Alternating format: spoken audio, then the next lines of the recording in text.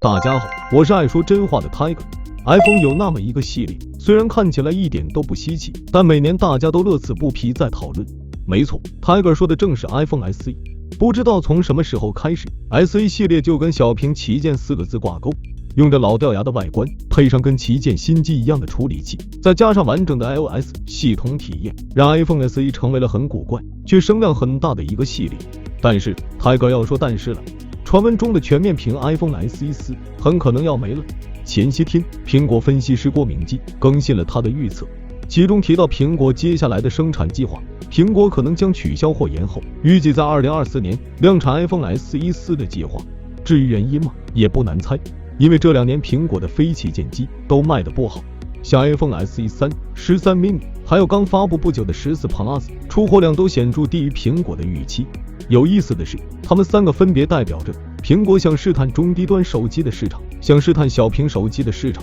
想试探大屏终端手机的市场，结果销量都不咋地。话不多说，泰戈尔先带着大家来看看传闻中的 iPhone SE 4是怎么样的一台机器。从今年年初到上个月，泰戈尔听到很多爆料大神都说 SE 4很可能会采用 iPhone XR11的外观，最大的升级当然是屏幕从边框能停毫米的 4.7 寸屏升级到 6.1 寸的全面屏，这可能对 SE 这个系列来说是次史诗级进步，至少让它终于像一台现代的手机了，并且 LCD 屏的材质也能跟其用的 OLED 屏的旗舰 iPhone 错开来。但是大幅升级是有代价的。郭明基提到一点， SE 4可能被砍掉的原因之一还有采用新设计导致成本上升，进而导致售价上升。大家也不用觉得很魔幻，看看隔壁 iPad 数字系列就知道了。今年 iPad 10终于换上全面屏的设计，售价直接从上一代2499元涨到3599元，足足涨了1100元。倘若 iPhone SE 4真要换设计，代价或许就是涨价。但是买 SE 系列的同学多少是冲着它相对较低的售价去的。上一代挤牙膏销量不好，这一代终于要换设计了，结果导致成本上升，然后售价上升，接着或许导致销量更加不好，似乎变成了一个恶性循环。苹果要是真要砍掉 iPhone SE 4，理由非常充分。无独有偶，有着相同命运的还有另一台 iPhone， 那台可能会在明年发布的 iPhone 15 Plus。在前几个月 iPhone 14发布会结束后，就已经看到有 iPhone 15系列的爆料。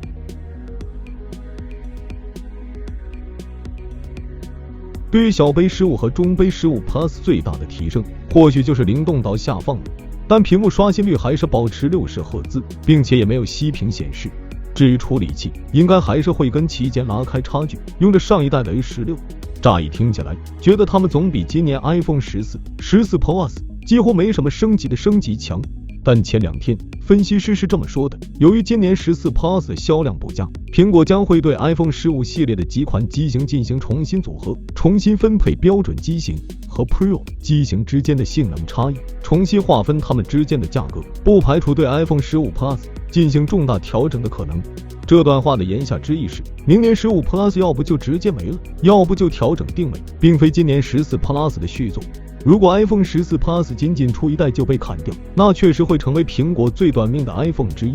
无论是 iPhone SE 4可能会被砍掉，还是 iPhone 15 Plus 会被调整定位，目前透露出来的原因都是销量不佳。可是 Tiger 觉得苹果这2年的中低端手机走低，怨不得别人。为什么这么说呢？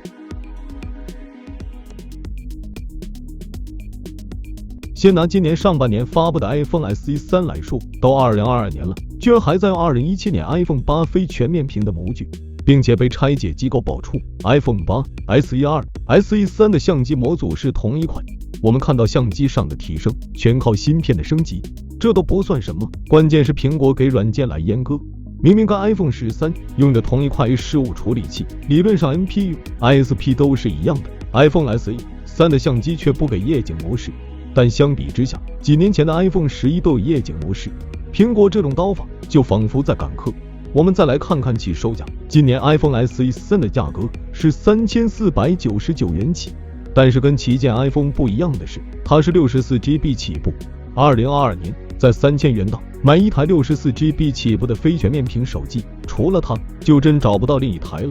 说完 SE3，我们再把目光移去刚刚发布不久的 iPhone 14和14 Plus， 样子还是上一代 iPhone 13的样子，芯片也只是把13 Pro 的 A15 满血版拿过来用，其余的大差不差。但是 Tiger 一直以来都有个观点，没有不合理的手机，只有不合理的价格。iPhone 14 Plus 这台几乎没什么亮点的手机，首发价居然能去到6999元。